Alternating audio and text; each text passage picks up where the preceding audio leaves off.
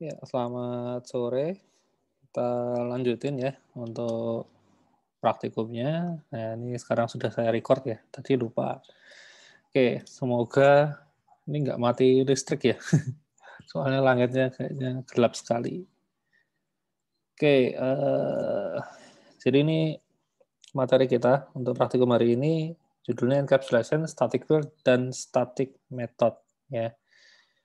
Gitu. Oke, jadi untuk teorinya encapsulation itu apa namanya istilahnya data hiding ya. Ada sebutannya nama lainnya data hiding atau information hiding. Ya, intinya adalah proses untuk membuat ya seluruh atribut ini. Jadi di sini contohnya kelas tabungan punya dua atribut pemilik sama saldo itu dibikin private, sedangkan metode-metodenya itu dibikin public. Nah itu namanya encapsulation.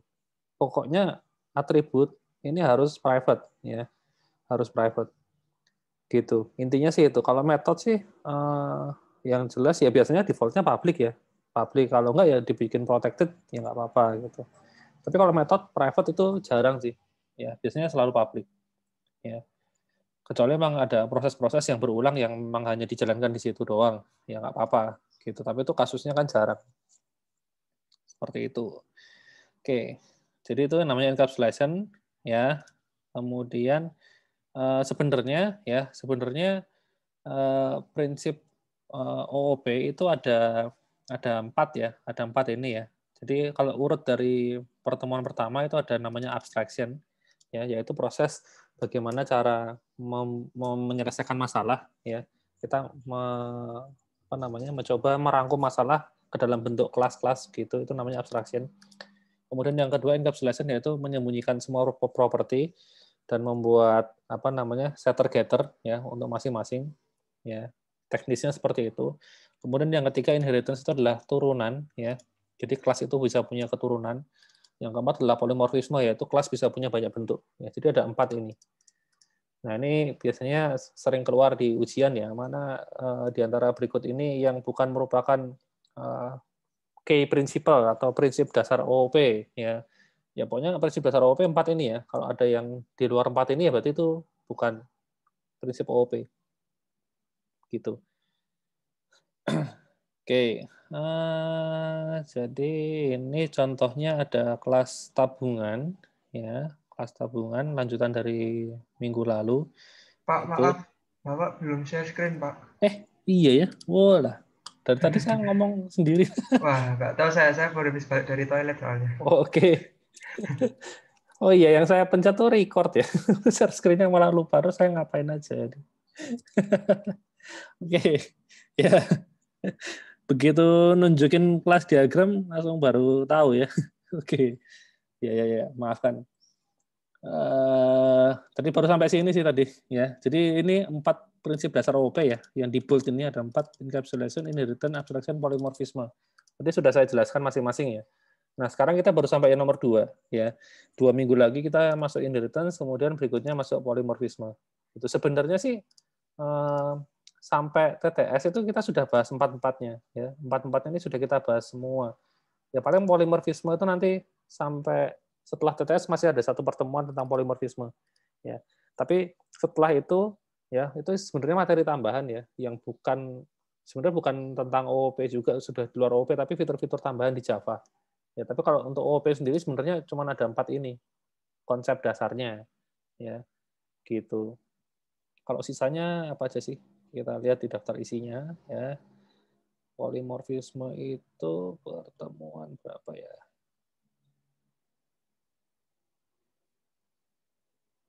Nah, 8 ya bener, berarti satu pertemuan setelah TTS ya, itu baru masuk polimorfisme. Kemudian, nah sisanya ini sebenarnya ya, kayak exception, array collection, iterator comparable, Java I/O dan seterusnya ini bukan prinsip OOP, tapi ini fitur-fitur yang ada di Java sih sebenarnya. Gitu ceritanya ya. Kalau OOP ya cuma sampai ini aja, polimorfisme. Artinya begini, sampai dengan polimorfisme itu seluruh konsep dan teori itu bisa kalian praktekin di bahasa pemrograman manapun selama bahasanya itu support untuk OOP. Tapi kalau yang ini, misalnya array dan collection itu dia nggak bisa selain Java ya. Kayak misalnya di sini ada apa namanya, tipe data collection namanya map. Ya. Di Python nggak ada namanya map ya, adanya dictionary. Nah itu kan udah beda, ya kan. Meskipun secara konsep mirip ya, tapi cara kerjanya berbeda sih, gitu. Nah, konsepnya doang yang sama. Ya ini juga sama, iterator comparable comparator itu juga adanya di Java, terus serialisasi juga sama ya, gitu. Jadi yang benar-benar OP sebenarnya cuma sampai pertemuan yang ini doang. Ya. Nah sekarang kita baru masuk pertemuan yang ini.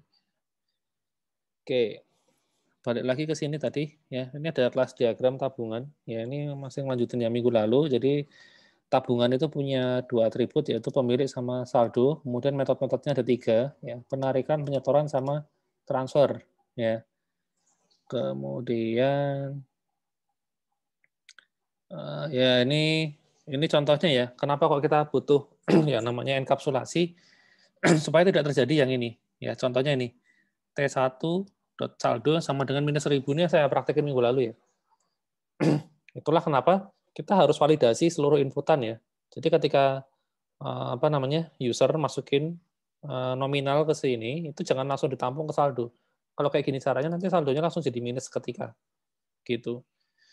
Padahal kan harusnya kan saldo kan nggak boleh minus ya. Jadi harus dicek dulu apakah uang yang mau diambil itu melebihi nilai saldo yang sudah ada atau enggak. Nah, pengecekan semacam itu kan hanya bisa dilakukan di apa namanya di method ya di function gitu. Ya sebenarnya di sini bisa aja ya, bisa aja kalian bikin sebelum T1 saldo sama dengan minus 1000 itu kalian validasi di bawah tabungan ada if ya if input itu misalnya kurang dari 0 ya jangan di set ke sini gitu. Tapi kalau kayak gitu caranya itu menyalahi prinsip OOP karena kan dilakukannya kan di luar kelas ya di luar kelas tabungan padahal kan sebenarnya saldo itu kan urusannya tabungan. Ya kan jadi harusnya dilakukan pengecekannya ya di dalam kelas tabungan gitu. Di dalam sini jangan di luar kelas tabungan ya. Gitu. Jadi kalau caranya mengeceknya di sini itu sama aja kayak pakai prosedural ya. Gitu, kayak programming yang kemarin-kemarin gitu, bukan OOP yang jelas. Seperti itu. Oke. Nah, oleh karena itu supaya bisa apa namanya saldo ini nggak bisa diakses sembarangan, kita butuh yang namanya akses specifier atau akses modifier. Ya, kadang-kadang kalau di Google gitu ada yang nyebutnya specifier, ada yang nyebutnya modifier. Ya, sama aja intinya. Tergantung buku yang dipakai nyebutnya gimana. Oke, nah jadi ada 4 ini ya, private, package atau default ya. Saya biasanya nyebutnya default ya, private, default, protected sama public ya. Ini yang paling strict, ini yang paling terbuka ya. Gitu. Kalau private itu hanya bisa diakses di kelas ini aja. Kalau default itu di kelas ini dan turunannya yang satu folder ya atau package. Kemudian protected itu satu kelas dan turunannya dimanapun turunannya berada. Ya. Meskipun beda package nggak masalah ya. Gitu. Kemudian public itu bisa diakses oleh siapapun ya, tidak ada batasan. Ya, itu public. Oke, kemudian, nah biasanya sih emang yang dipakai cuma private sama ini ya, public ya. Defaultnya sih itu. Jadi kalau untuk yang protected ini kasusnya khusus sih. Jadi kalau sudah masuk ke inheritance baru nanti mainan protected pun kalau diperlukan ya. Jadi bisa aja nanti kalian masuk inheritance tapi tetap pakainya private sama public doang. Yang jarang tuh sebenarnya yang default ini ya, ini jarang dipakai ya, terus terang jarang dipakai. Itulah kenapa di bahasa pemrograman yang lain ya kayak C++ gitu dia nggak punya package default ya, adanya cuma private, protected sama public gitu, karena memang yang biasa dipakai cuma 3 itu ya. Oke. Kemudian ini ya, ini contoh kelas diagramnya. Jadi untuk yang atribut itu dikasih tanda minus. Minus itu artinya private. Kemudian kalau yang plus itu public. Jadinya seperti ini ya. Private string pemilih, private double saldo, ya semua atribut pokoknya private. Kemudian untuk method itu semuanya dibikin public ya. Untuk method semua dibikin public, terus ini apa ya? Oh, ini cuman lanjutannya ini ya, nyambung sini. Oke, nggak penting. Ya. Kemudian, nah, jadi ini ada catatan ya, tidak semua field itu perlu dibuat setter getter. Jadi memang biasanya sih kalau kita misalnya punya atribut pemilik itu kita harus bikin ada dua metode yaitu set pemilik sama get pemilik. Ya, biasanya begitu. Saldo juga sama, ada set saldo sama get saldo. Tapi memang ada beberapa kondisi di mana kita nggak perlu bikin semuanya ya. Kadang-kadang kita cuma perlu bikin getternya doang. Ya. Biasanya sih yang selalu dibikin getnya ya. Kalau get itu harus selalu dibikin. Kalau set belum tentu karena ada beberapa kondisi di mana atributnya hanya di apa namanya diubah nilainya itu sekali doang ya, di set sekali. Jadi misalnya begini, kita bikin kelas tabungan ya, public kelas tabungan sama kayak ini, saya copy aja bisa nggak ya? Semoga nggak kacau ya.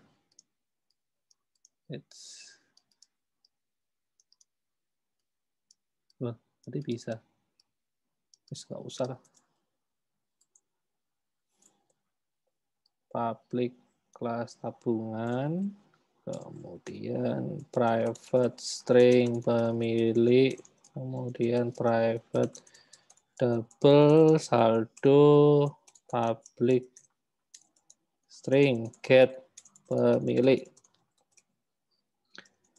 public double get saldo, misalnya kayak gini ya. Nah ini kan cuma ada getternya doang ya. Nah kayak gini nih, ini kelas tabungan ya. Jadi kelas tabungan itu dibikin seperti ini kan dengan asumsi bahwa nama pemilik itu hanya di set satu kali ya, yaitu ketika tabungan ini dibuat. Ya berarti tinggal kita bikin aja apa namanya?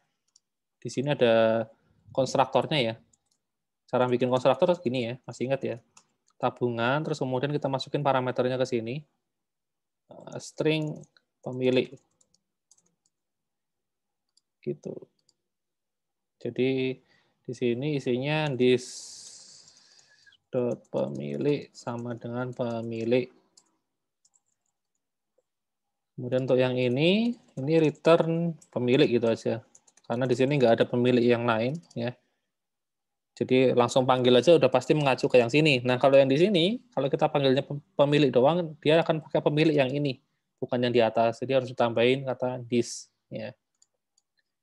Ini return saldo. Nah, seperti ini. Ya, gitu. Jadi ngesetnya cukup sekali di sini ya. Oh ya, saldonya juga jangan lupa ya. Saldonya saya set 0.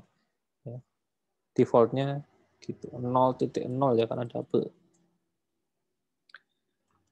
Oke, jadi itu saya tambahin. Yaitu karena ini aturannya ya, field pemilik tidak boleh diubah. Sedangkan field saldo itu hanya bisa diubah melalui proses-proses yang telah disediakan. Jadi kita nggak boleh saldo itu langsung kita set pakai nominal gitu ya, public double set kok double sih, void sorry, set saldo, terus kemudian di sini ada nominalnya ya, nominal. Gini nggak boleh ya. Kalau kayak gini kan berarti kan isinya cuma gini ya, saldo sama dengan nominal. Oh ini disamain aja lah ya, biar konsisten. Nah gini. Nah kayak gini nggak boleh ya. Kalau kayak gini caranya tetap percuma ya, tetap percuma karena apa namanya kita bisa langsung ngeset seketika. Jadi kalau misalnya kita mau bikin ya, ini tabungan kita kan apa namanya 0 rupiah. Kemudian kita mau setoran awal 500.000 misalnya. Namanya kayak dimasukin nama doang ya, Christian. Oke, kemudian kita mau setor duit ya, set saldo 500.000 gitu misalnya. Nah, seperti ini ya. Sampai sini sih nggak ada masalah ya. Kemudian kalau misalnya kita mau ambil duit ya, tarik uang, misalnya 150.000. Nah, caranya gimana? Berarti kan kita harus bikin ya, apa namanya? Kayak gini. Kita harus ngitung dulu di sini ya. kita harus bikin variabel integer double saldo akhir gitu misalnya sama dengan t.get saldo dikurangi 150.000 ya. Kemudian saldo akhir yang kita masukin ke sini gitu. Nah, kalau kayak gini caranya salah gitu loh.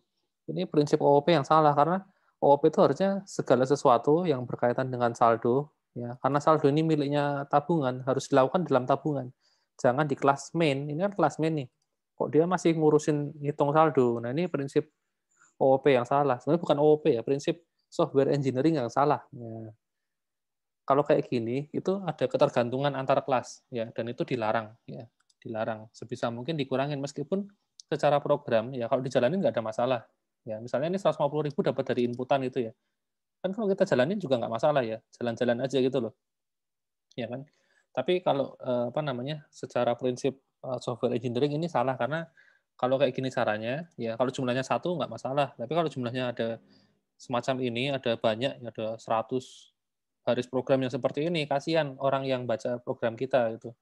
Misalnya kita selesai ngerjain project kemudian dilanjutin orang lain, nah orang lain pasti susah ya. Karena kok kelas main itu kelas tabungan itu tergantung sama kelas main. Nanti kelas main tergantung sama kelas yang lain. Nah, itu apa namanya? Istilahnya couplingnya ya, couplingnya itu terlalu banyak ya. Padahal harus loosely couple ya. Gitu. Jadi antar kelas itu sebisa mungkin ketergantungannya sangat-sangat minim ya. Gitu. Oleh karena itu, kita harus bikin metode di sini ya, untuk set saldo, nggak bisa pakai kayak gini ya, tapi kita bikin misalnya penarikan, ya langsung dimasukin aja nominal yang mau ditarik itu berapa. Nominal. Kemudian kalau misalnya nominalnya masih lebih besar dari saldo yang ada, maka saldo dikurangi nominal. Seperti itu. Demikian juga ketika, baterai saya mau habis, saya ambil charger dulu. Sebentar.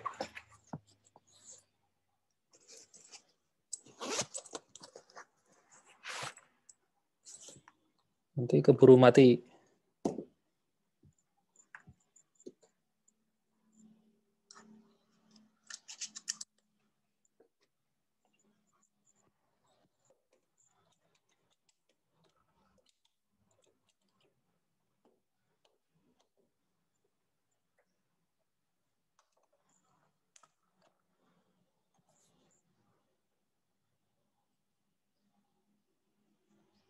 Nah, kok not charging?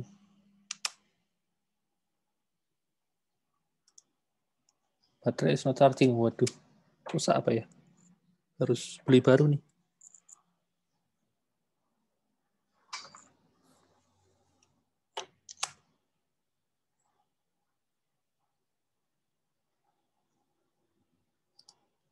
Loh, kok masih? Dosa apa saya?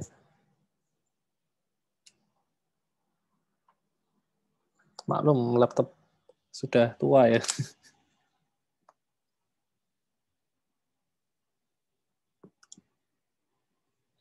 Waduh, ya sudahlah, biarin aja. Kayaknya nggak bakal, ya, baru ganti. Ya, biasanya langsung.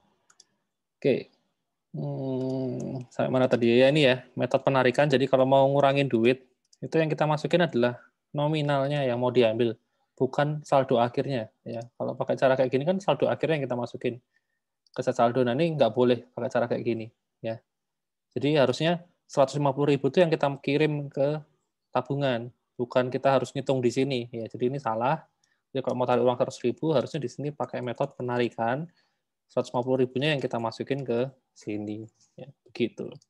Demikian juga kalau mau nambah duit ya, public void penyetoran ya, di sini masukin nominal. Nah, ini kalau di sini pengecekannya selama nominal itu yang mau ditabung lebih besar dari 0, maka saldo ditambah nominal. Gini jadinya ya. Jadi kalau mau nabung ya, bukan pakai set saldo seperti ini juga salah ya. Takutnya kalau kita masukin nilai minus, ya ini tetap masuk. Ya. Gitu. Setor uang 500.000. Penyetoran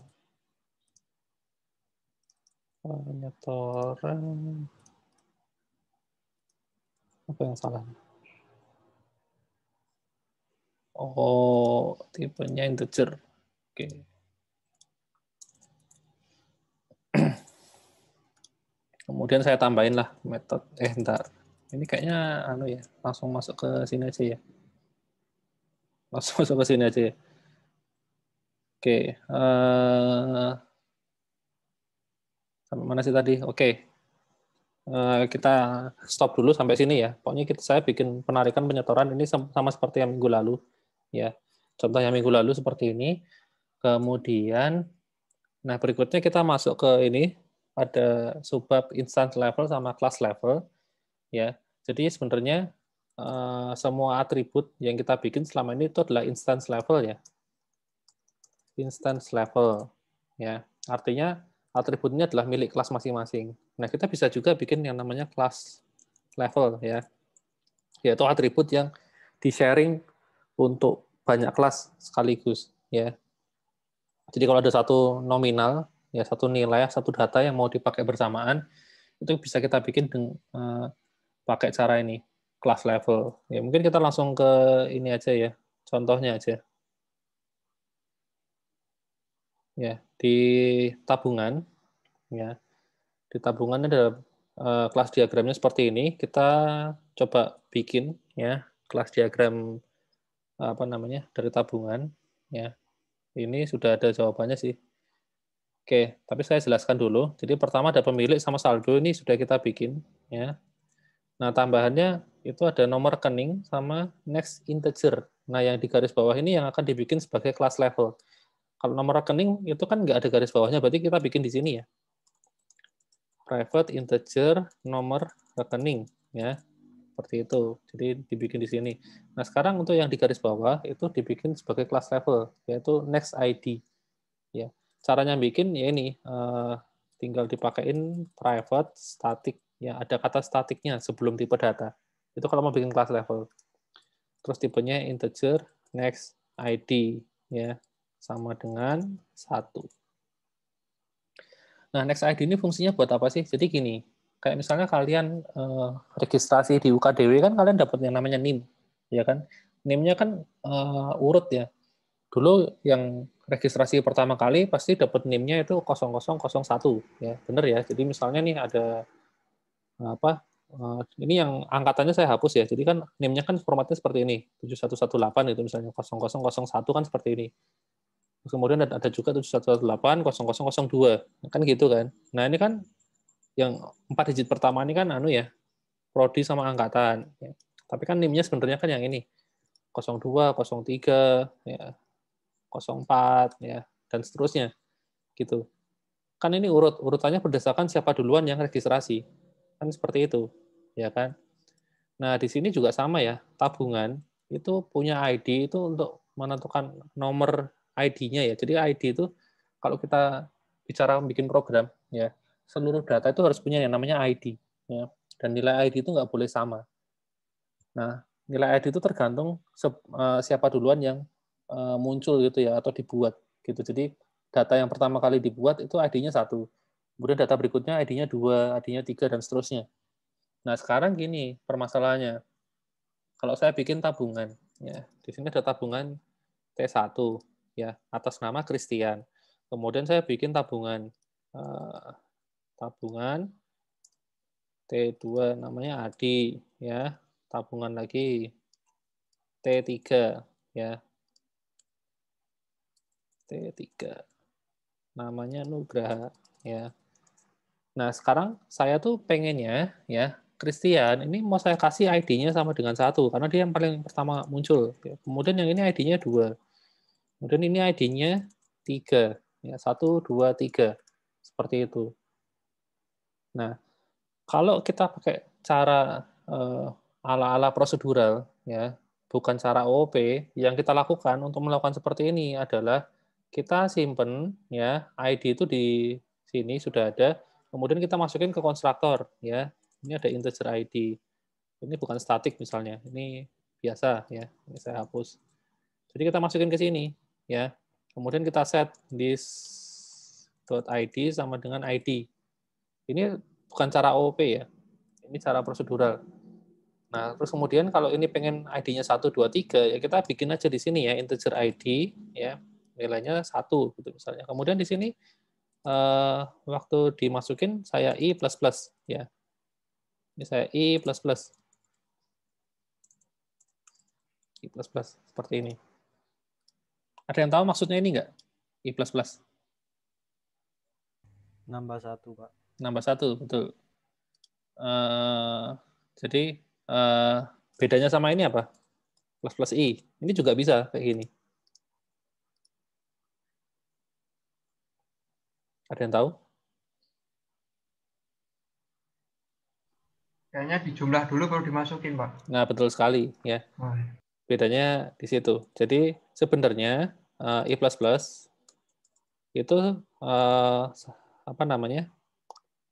Itu sama dengan notasi seperti ini ya. I sama dengan I plus 1 ya. Plus plus I juga sama ya. Sebenarnya sama sih. Kalau dijabarkan sama-sama seperti ini. Cuman gini bedanya.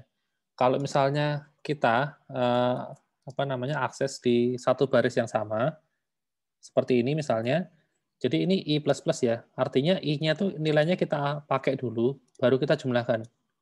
Jadi kalau misalnya apa namanya, kok ini I sih, ini ID ya, sorry. Ini variabelnya ID kok.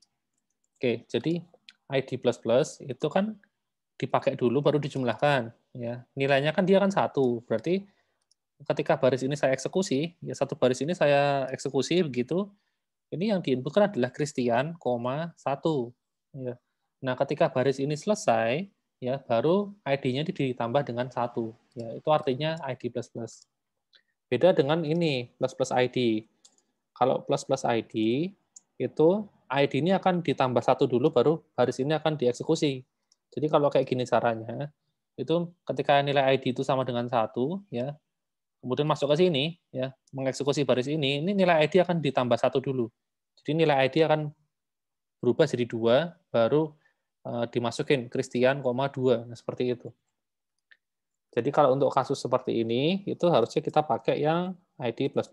Kecuali kalau misalnya ID-nya pertamanya kalian set dengan 0, nah itu baru pakainya plus plus ID. Ya, gitu. Seperti itu caranya. Oke. Kalau nggak salah di Python kan nggak bisa kayak gini ya? Iya nggak sih? Kalau saya di Python biasanya selalu pakai yang ini sih. ID plus sama dengan 1, ya ID min sama dengan 1, pakai gitu ya. Saya ingat saya sih gitu. Nah, kan kalian kan kemarin kan belajarnya kan Python terus ya. Nah, ini mungkin bagi yang belum tahu di Java ada cara seperti ini. Ya. Sebenarnya hampir semua bahasa pemrograman ada sih cara seperti ini. C++ juga ada, PHP juga ada. Python tuh kayaknya seingat saya nggak ada ya. Seingat saya. Iya nggak ya? Ada yang pernah nyoba nggak ya?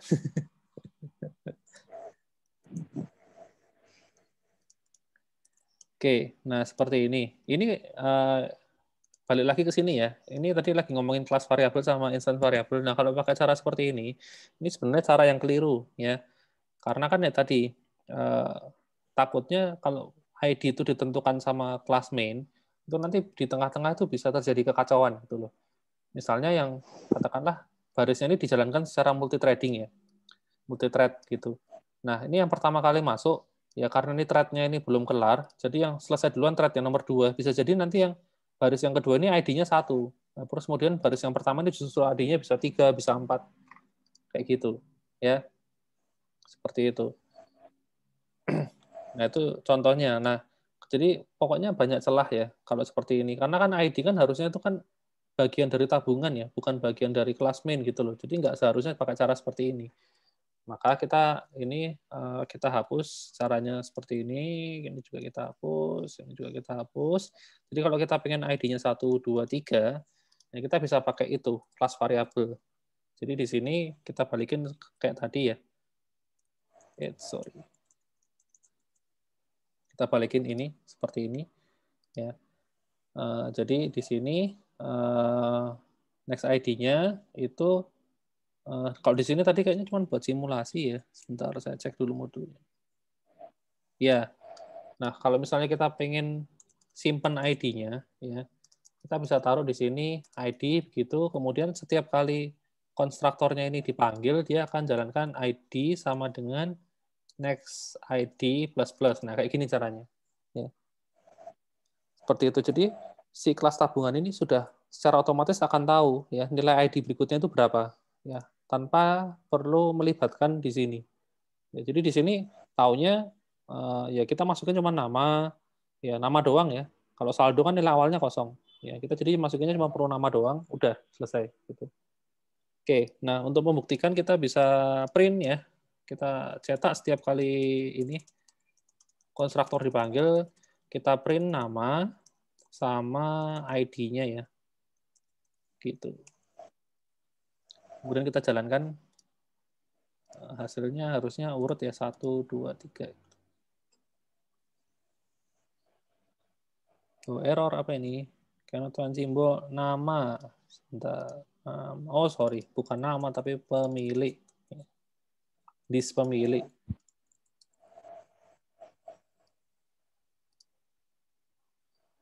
Oh, apa lagi nih?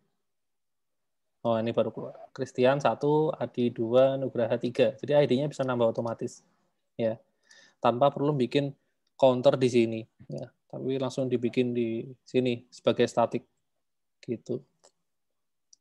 Itu salah satu kegunaan dari ini class level ya. Jadi ada satu variabel yang di-sharing rame-rame, tujuannya biar tahu next ID berikutnya itu berapa. Seperti itu. Oke, kemudian kita lanjutin modulnya. Ini sudah ada ya semuanya ya atributnya. Sekarang untuk ini metodenya. Pertama untuk tabungan. Oh, tabungan kita harus masukin double ya. Ini kurang. Jadi saldonya harus di set. Ternyata bisa di set maksudnya. Jadi di sini dis.saldo sama dengan saldo. Seperti itu. Kemudian Pak, boleh tanya, Pak? Ya, gimana? Kalau yang dis itu sebenarnya kayak gimana, Pak ya? Saya kurang paham, Pak. Oke, dis ini ya. Jadi dis itu silakan dipakai ketika kalian di bagian atribut ya. Di atribut sini kalian punya satu buah variabel yang namanya sama dengan parameter di metodenya ini. Contohnya untuk pemilik kita pakai dis ya supaya bisa membedakan antara pemilik yang di sini dengan pemilik yang di sini, ya kan? Kalau kita mau akses pemilik yang di sini, ya pemilik yang di sini, kita harus pakai dis, ya. Jadi kalau saya tulis dis.pemilik, itu sebenarnya yang diakses adalah variabel pemilik yang ini.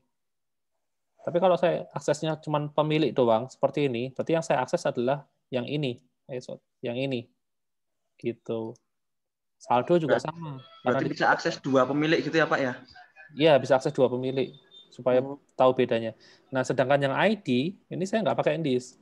Sebenarnya kalau mau pakai juga bisa ya, gini juga nggak masalah.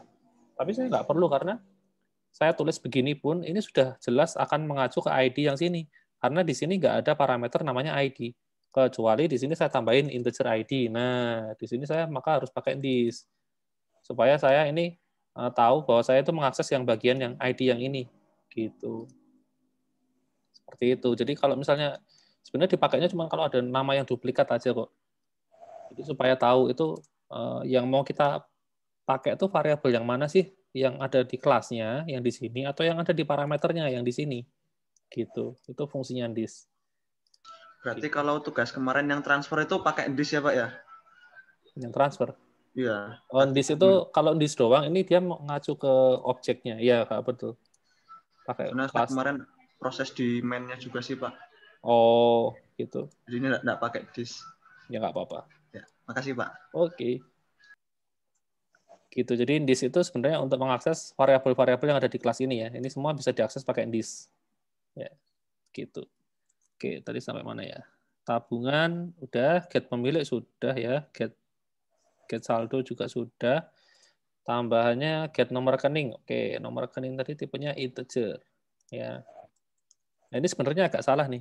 Nomor rekening tipenya integer kan? Kalau saya bikin, itu harusnya string. Ya, tahu nggak kenapa?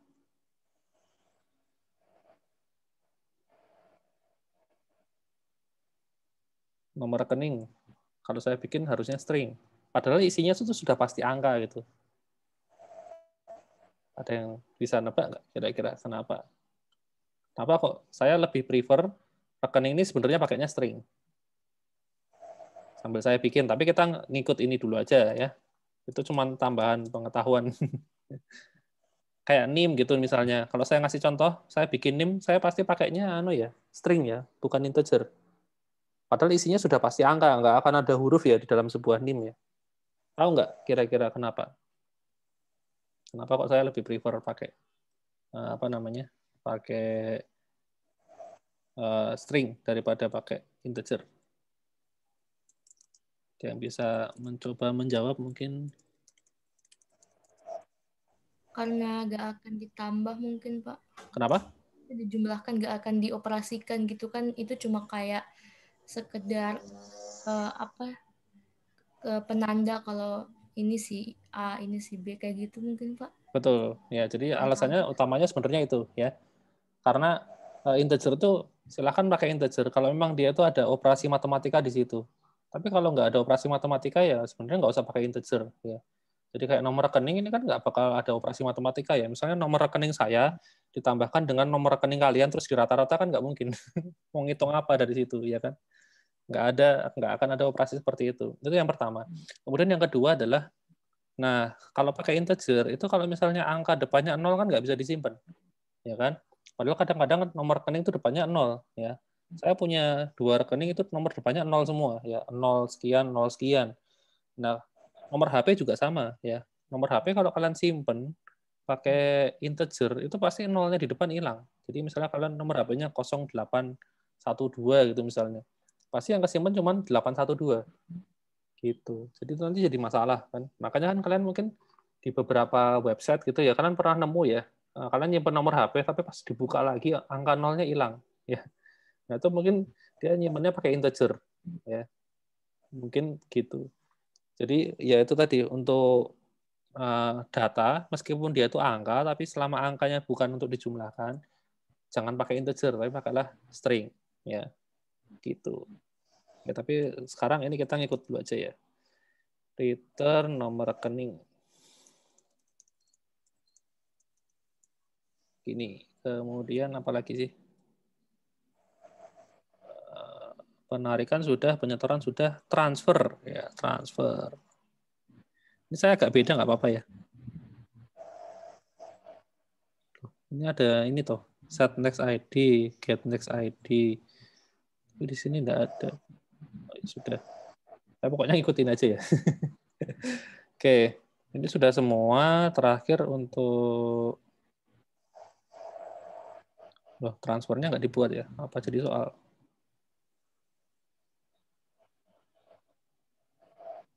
Nah. Tuh, nggak ada di sini ya. Get saldo, get pemilik. Iya, oh ini nggak lengkap ya emang ya. Get saldo, get pemilik. Penarikan, penyetoran, transfer. Iya, transfernya nggak ada ya. Oke, ya sudah. Berarti saya buat aja. Public void penyetoran. Ini public void transfer. Nah, transfer itu tipenya ini ya. Yang pertama nominal yang mau ditransfer, ya, kayak double nominal. Yang kedua adalah tabungan targetnya yang mau ditransfer. Berarti saya tulis tabungan target gitu ya. Atau tujuan aja ya. Nah, ini isinya kira-kira gimana? Berarti kan di tempat kita ya, kalau kita mau transfer kan uang kita berkurang, ya kan? Uang kita itu berkurang, berarti saldo di sini itu kan harus ditarik ya. Berarti saya panggil metode ini, penarikan. Jadi saya harus mengambil uang sejumlah nominal yang ada di sini, ya.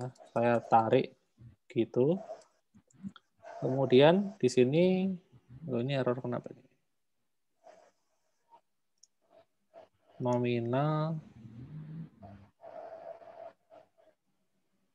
penarikan integer. Oke, saya casting aja kalau ini. Nah, kalau ini catatan juga ya. Jadi kalau kalian mau convert data, kalau data itu sesama angka, ya itu bisa pakai cara seperti ini. Ini namanya casting, ya. Beda dengan parsing. Kalau parsing itu kalau tipenya benar-benar berbeda. Misalnya string mau ke integer, itu kan dari teks mau ke angka. Itu harus pakai parsing. Tapi kalau ini double itu kan pecahan. Mau diubah jadi integer karena kan metode penarikan ini kan terimanya integer. Kalau kita langsung panggil seperti ini kan nggak bisa. Ya, ini pasti error karena dia mintanya itu integer, sementara kita ngirimnya double. Double ini bisa kita parsing istilahnya. Ya, kita paksa jadi integer. Sebenarnya yang dilakukan di sini adalah kita menghilangkan pecahannya di belakang, ya. Kemudian dibulatkan. Intinya sih gitu. Oke. Nah, sampai sini penarikan itu kalau kita transfer kan uang kita berkurang ya. Uang kita berkurang sejumlah nominal, kemudian di tabungan tujuan itu uangnya bertambah. Berarti dia tambah ya. Penyetoran. Dari sini kita panggil penyetoran nominal. Nah, seperti ini. Ini kita casting juga. Seperti itu. Oke. Ada yang kurang nggak kira-kira metodenya ini?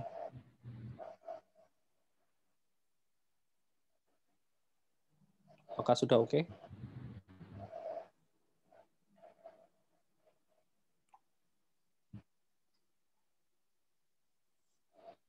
Ada yang mau menjawab?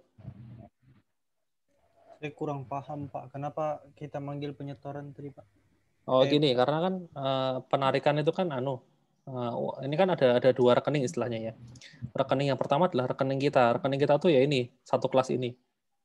Gitu. Kemudian ada rekening tujuan. Ya, misalnya saya mau transfer ke Pak Yuan gitu ya. Nah, saldo di sini ini kan saldo saya berarti kan. Berarti kan uang saya berkurang karena kan saya mau transfer gitu loh. Berarti kan saya di sini kan tinggal panggil aja metode penarikan gitu ya. Penarikan kemudian masukin nominalnya. Kemudian tabungan di sini tujuannya adalah rekeningnya Pak Yuan. Ya, nah tujuan di sini saya pakai panggil metode penyetoran. Jadi istilahnya saya ngambil uang saya, kemudian uang saya tabungkan ke rekeningnya Pak Yuan kayak gitu. Jadi di tempat saya panggil penarikan, kemudian di rekeningnya Pak Yuan saya panggil penyetoran. Gitu. Terus kenapa kita nggak pakai Pak saldo baru nanti saldonya dikurangin dengan nominal? Ya gitu juga bisa sih sebenarnya. Maksudnya langsung gitu ya.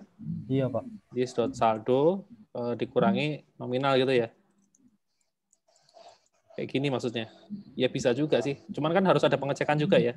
Maksudnya gini, kalau misalnya nominalnya itu saldo kita 1 juta, tapi nominalnya 5 juta. Nah, kalau langsung kita kurangin, berarti kan uang kita minus. Ini kan nggak boleh kan? Berarti kan harus ada pengecekan. Nah, berarti kan sebenarnya kan source code-nya kan sama dengan yang di sini. Ya. Nah, ini kan saya copy. Nah, seperti ini kan maksudnya kan. Iya, Pak. Terus kemudian jadi nanti maksud saya percabangannya ditaruh di situ. Ya bisa aja sih. Nah, seperti ini juga bisa tujuan. Berarti ini tujuan. Kalau ini nggak bisa ya. Karena di rekening tujuan kan kita nggak boleh mengakses itunya. Berarti kita tetap harus pakai ini. Yang tadi. Nah, seperti ini. Tapi kan pertimbangan saya, kalau seperti ini kan ada source code yang istilahnya duplikat. Ya kan, source code di sini, 3 baris ini kan kembar dengan yang di sini. Nah, itu saya mikirnya cuma pemborosan gitu aja. Karena source code-nya ini sama persis, ini sama ini kan sama, jadi saya singkat aja. Nah, jadi begini. Nah, kayak gitu. Oh, ya Pak, ya Pak. Ya kan? Berarti dari faktor ini lebih hemat barisnya. Hemat ya. Oh, iya, betul. Pak. Paham, Pak. Kecuali kalau memang di sini nggak perlu dicek ya, cuman kayak gini ya. Ini juga, jadi cuma 1 baris ya. Kalau kayak gini sih mau langsung kayak gini juga sama aja gitu. Ini nggak masalah. Sama-sama makan 1 baris. Gitu. Tapi karena di sini ada pengecekan, ya. Daripada di sini saya harus bikin pengecekan lagi, ya mendingan saya panggil aja ulang metodenya kan gitu, lebih ringkas ya. Ya ini cuma faktor itu ya, hemat tempatnya. Coding harus efisien. Oke, sudah ya berarti ya. Ini selesai. Kemudian apa lagi sih? Buat 3 objek ya. Kemudian, oh ya pokoknya kita ngetes lah ya. Baiklah. Kita bikin 3 objek ini sudah ya. Kemudian, oh ya sama saya tambahin satu lagi lah, metode buat nyetak ya. Public void info ya, buat nyetak seluruh informasinya gitu. Biar nanti ngetesnya gampang. System out print ln ya. Saya tulis pemilik, kemudian depannya kasih ID dulu ya. ID spasi pemilik spasi saldo ya. Apalagi sih? Nomor rekening kayaknya nggak penting ya, nggak usah lah ya. Ya biarin aja. Ini dipakai buat apa ya nomor rekening ya? Oh, ternyata ini ya. Sorry. Nomor rekeningnya tuh buat diisi ID-nya ya. Berarti saya nggak perlu bikin ini dong. Iya. Gini aja. Nomor rekening, berarti ini juga nomor rekening. Iya. Ternyata annex ID-nya sudah dipakainya ke sini. Oke. Ya berarti kalau kasusnya seperti ini, karena ID-nya udah pasti angkanya 1, 2, 3 sih, nomor rekening pakai integer nggak apa-apa ya. Karena kasusnya kan ID-nya tuh urut 1, terus 2, terus 3, dan itu ada increment-nya gitu. Seperti itu. Tapi kalau kayak tadi, misalnya kayak NIM gitu ya, ID kan, NIM kan harus 8 karakter fix gitu. Kalau misalnya nanti NIM-nya 000001 gitu, nah nanti nolnya bisa hilang semua ya kalau pakai integer. Jadi pakailah string. Oke, balik ke sini, saya bikin 3 rekening. Kemudian ini tadi harus masukin saldo juga ya. Oke, saldonya saya kasih sama aja lah ya. Semuanya 100.000, 100.000, 100.000. Oke, sudah. Kemudian saya cetak dulu. Ya. Biar kita tahu.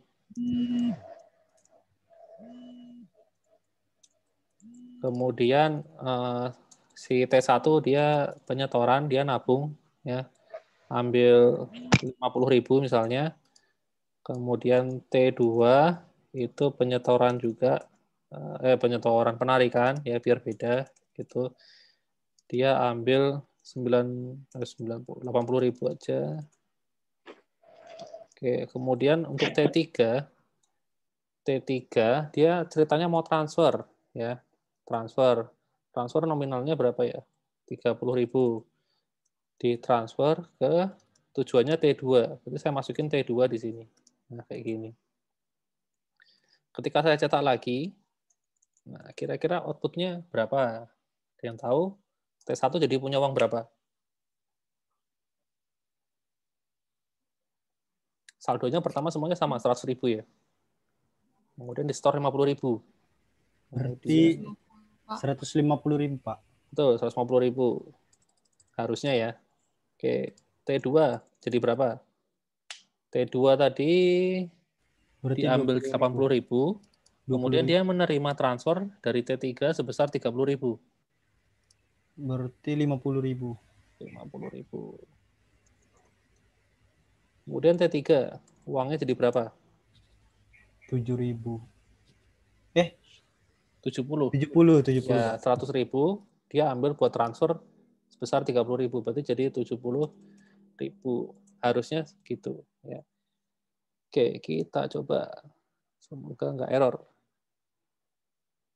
Mana ya? Kok nggak aneh. Bentar, ada yang salah nih.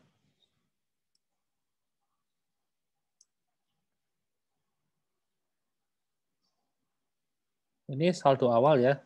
Benar, 100.000 semua. Kemudian yang kedua,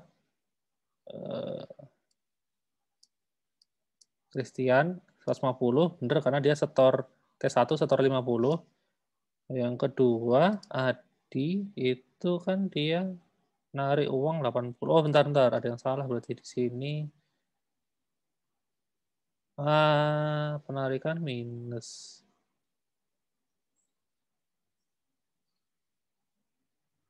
Oh, ini keliru. Sorry. Penarikan itu kalau nominal lebih kecil dari saldo. Nah, iya. Salah tanda baca. Diulang. Nah, ini baru betul. Nah, sip. Ya. Jadi T1 Christian itu 150.000 ya. T2 50.000 sama T3 70.000 ya. Sip. Gitu. Jadi sudah sama ya. Nah, ini tadi juga keuntungan kalau kita misalnya panggilnya metodenya cuma satu ini, ketika ada yang salah kita cukup ganti di sini doang. Nah, kalau misalnya nih pakai cara yang tadi, misalnya saya panggil if-nya di sini juga ya. Kan tadi awalnya gini kan. Nah, seperti ini kan. Nah, seandainya ini metode ini salah, berarti kan kita harus ganti. Tapi ternyata ada source code lain yang sama, yang harus diganti juga. Nah, kan kita harus cari satu-satu berarti. Yang sini juga harus diganti. Nanti kalau misalnya ini baris ini dipanggil di tempat lain lagi, yang seperti ini juga berarti harus kita ubah. Gitu. Nah, biar praktis, ya kan tinggal gini aja. Gitu.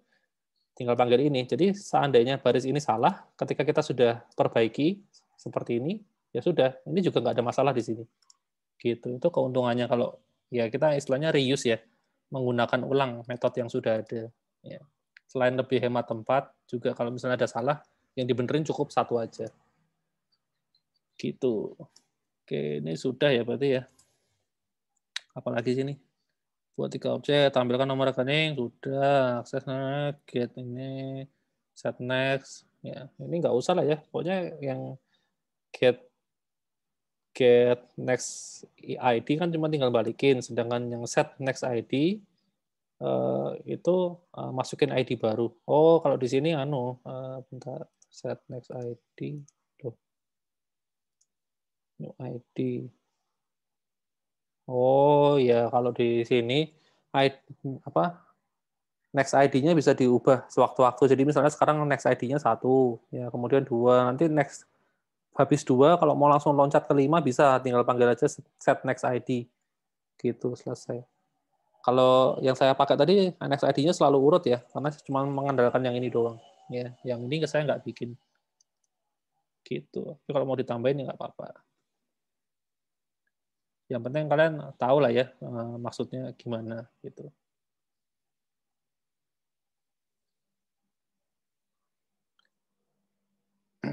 Seperti itu. Kayaknya udah habis ya. Berikutnya latihan mandiri, matrix. Wah, ini pakai array ya, array 2 dimensi. Ya. Nah ini apa namanya? Cara mendeklarasikan array. Mungkin saya tambahin sedikit ya. Di Java itu kalau mau bikin array itu harus pakai keyword new juga. Ya. Mungkin kalau kalian kalau pakai Python itu masalahnya dia itu sangat-sangat fleksibel kan. Kita kan kalau mau bikin array, misalnya list mahasiswa gitu ya, itu kan tinggal gini doang selesai gitu ya. Nanti kan bisa di append gitu ya, bisa ditambah sesuka hati. Tapi kalau di Java itu array itu kapasitasnya harus kita tentukan di depan ya. Dan kita harus bikin tipenya misalnya integer list tabungan aja lah ya. List tabungan biar sama dengan ini. List tabungan, kemudian kita harus kasih array-nya ini dimensinya tuh di sini ya. Kalau mau 1 dimensi ya gini doang. Kalau 2 dimensi seperti ini, kalau 3 dimensi kayak gini, kalau 5 dimensi kayak gini ya. Kita bikin 1 dimensi. Oke, kemudian berikutnya yang kita lakukan adalah kita harus tulis keyword new, ya ini wajib. Ya, wajib. Kemudian berikutnya adalah tipe datanya, kemudian dimensinya. Nah, kalau kalian tulis dimensinya di sini cuma 1, ya di sini 1 doang. Kalau di sini ada 2, di sini juga 2. Ya ini harus sama jumlahnya. Kalau di sini ada 5, ya 5 kayak gini, ini juga harus 5 ya. Seperti ini. Nah, kemudian belum selesai sampai di situ. Kalian juga harus tulis ukurannya ya. Kalau misalnya saya tulis 10 di sini, berarti list tabungan ini bisa menampung 10 ya integer gitu ya, 10 integer di sini. Jadi kalau misalnya di sini cuma 3 ya cuma 3 integer doang. Bukan list tabungan lah ya, angka gitu aja lah ya. Jadi saya bisa tulis angka indeks ke 0, saya isi 100, angka indeks ke 1, saya isi 200, angka indeks ke 2, saya isi 300. Kemudian saya bisa run. Ya nggak ada apa-apa ya, nggak saya cetak kok, cuman saya nggak, cuman gini, kalau misalnya di Python itu kan kalian bisa panggil ini ya, angka.append kan kayak gitu kan, atau .add itu ya, tergantung tipenya, pakai list atau pakai set atau pakai dictionary atau apapun lah, kan bisa kayak gitu ya, atau mungkin bisa langsung tembak indeks kesekian. Tapi kalau di Java itu nggak bisa ya, jadi kalau kalian sudah definisikan di sini kapasitasnya 3, ya sudah, mentok cuma 3 data. Kalian nggak bisa nyimpan 4 data, ya. Itu sudah aturannya pakai gitu. Jadi kalau saya langsung tulis di sini angka indeks ketiga, saya kasih 400. Nah, ini saya run, itu error, ya. Array index out of bound biasanya. Nah, ini array index out of bound. Indeks 3 itu di luar kapasitas yang sejumlah 3, ya. Gitu. Ini nggak bisa. Ya, jadi itu di Java memang aturannya kalau sudah pesannya cuma 3 tempat ya selamanya 3. Ya, tidak akan bisa diubah apapun yang terjadi, mau dunia kiamat juga nggak bisa. Gitu. Ya, itu yang perlu dicatat ya, karena itu untuk ngerjakan ini ya, latihan mandiri ini ya. Nah, di sini pakainya 2 dimensi ya. Apa namanya? Ini baris, ini kolom, itu dapatnya dari ini 3 gitu. Kemudian ini buat apa sih ini? Tentang matriks dan melakukan enkapsulasinya. Oh, cuman bikin itu toh. Bikin kelas doang ya, isi setter getter. Saya kira mau dibikin ngitung kayak Sudoku atau Rubik atau apalah gitu. Oh, bisa ini juga Pak, ya.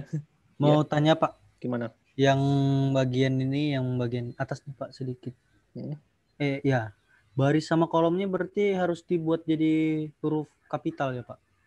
Iya, harus kapital. Kan konstanta nih. Jadi harus dibikin. Ya sebenarnya nggak harus kapital juga bisa-bisa aja sih. Gitu. Kalau di sini ya untuk soal latihan mandiri sih bebas aja sih, nggak masalah kok. Kalau cuma masalah huruf kapital atau nggak akan berpengaruh ke nilai ya. Gitu. Tapi kalau di luar sana, di dunia luar sana, di dunia kerja begitu, kalau konstanta selalu kapital.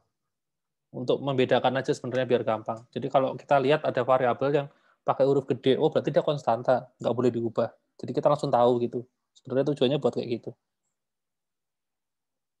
Gitu.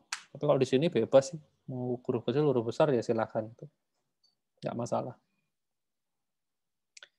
Oke, ini apa aja sih? Jumlah matriks skalar. Ya. Kurang matriks skalar. Oh, ya, cuman kayak gitu doang. Gampang ya.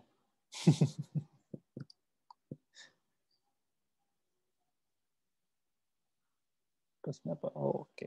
Sip. Ada pertanyaan sampai di sini? Oh, sudah 1 jam berlalu ya. Nggak kerasa ya. Ada yang mau ditanyakan dulu mungkin?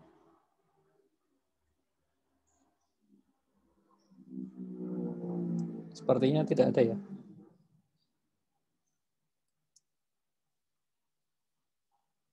Nggak ada, Pak. Oke. Sip. Ya sudah, kalau tidak ada mungkin kelas kita cukup sampai di sini ya. Jangan lupa dikerjakan soalnya sama kuisnya di Moodle ya. Oke, kalau gitu sampai ketemu lagi minggu depan ya. Thank you Makasih, semuanya. Pak. Masih Pak.